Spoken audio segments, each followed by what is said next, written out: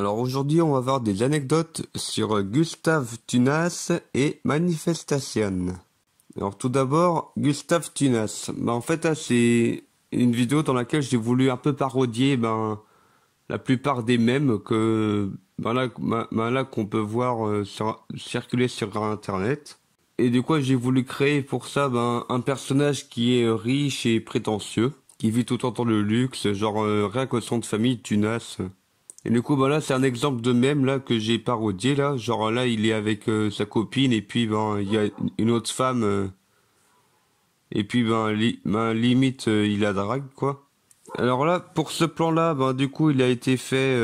En fait là, j'ai fait un diaporama sur PowerPoint et puis je l'ai projeté avec le vidéoprojecteur. Et du coup, il n'y a pas un très bon éclairage et même je le trouve dommage, mais l'image est floue.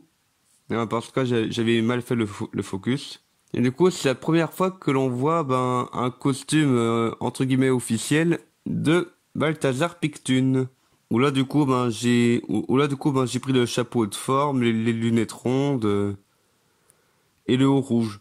Mais bon, j'avais pas encore mis genre les cheveux blancs pour faire un peu comme les plumes de Picsou, mais ça l'a quand même fait. Et j'ai aussi fait intervenir Emmanuel Loki, vu que peu importe dans quel univers il est, il est un peu une grosse tête, quoi. Un manipulateur. Et en fait, à chaque fois pour les dialogues, avec ma petite sœur, en fait, elle est debout sur une chaise, pour qu'elle soit à ma hauteur, vu qu'elle était petite.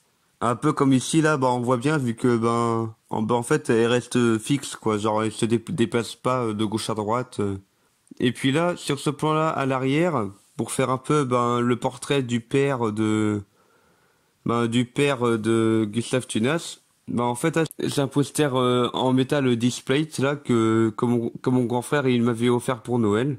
Et du coup, c'est dans cette vidéo-là que en fait, là, c'est en improvisant, j'ai créé le rire de Balthazar Pictune, en fait, j'avais rigolé n'importe comment et puis à un moment, j'ai gardé un rire. Et en fait, ici, on peut voir sur ma main gauche là en fait, là, c'est une sorte de bague que j'ai faite avec des billets montés. Et là, en fait, là, c'est un effet que j'ai un peu mal fait, c'est vrai. Et pour faire un peu l'effet, comme dans Shining, là, quand il y a le père qui est devenu cinglé là et qui voilà, et qui casse la porte pour faire passer sa tête. J'ai voulu refaire cet effet-là, mais c'est un peu mal fait. Et du coup là, il n'y avait pas de fond vert pour ce point-là. Où en fait là, je m'étais filmé sur place en fait. Et c'est pour ça que d'ailleurs qu'on peut voir une grande ligne verticale vers le milieu. Alors maintenant, Manifestation. J'ai voulu faire une vidéo avec des ânes quoi qui préparent une manif. Et en fait, je l'ai faite avec une histoire de doublage en portugais. Tout simplement parce qu'en fait, parce que cette année-là, il y avait, à l'école où j'étais à l'époque, il y avait des élèves brésiliens qui étaient dans ma classe. Et du coup, un peu pour leur faire plaisir, j'ai dit je vais faire une vidéo en portugais. Et du coup, la dada pour l'association des ânes drastiquement agacés. C'est juste pour le jeu de mots de Adada. Et du coup là, bien sûr, la petite référence à la période chante avec le personnage là qui porte un masque. Et là, je mangeais un cookie parce que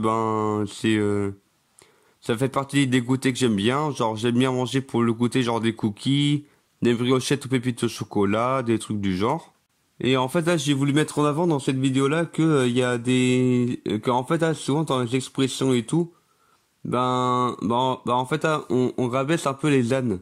Par exemple, quand on dit têtu comme un âne, alors qu'on devrait dire têtu comme une mule. Et puis il y a aussi le fait que là pour le bonnet d'âne, qu'en vrai c'est pour transmettre l'intelligence de l'âne aux élèves. C'est pas juste pour les humilier comme tout le monde pense les bonnets d'âne. Et puis j'ai voulu faire une fin un peu comique là avec comme si c'était genre que je fais mon délire de vidéo. Et puis là il y a ma mère qui arrive et qui dit ah mais qu'est-ce que tu fais déguisé en âne là. Et du coup après j'ai fait une chanson en portugais pour laquelle en fait ben j'ai même fait la traduction en français. Et voilà, c'est tout pour cette vidéo d'anecdotes.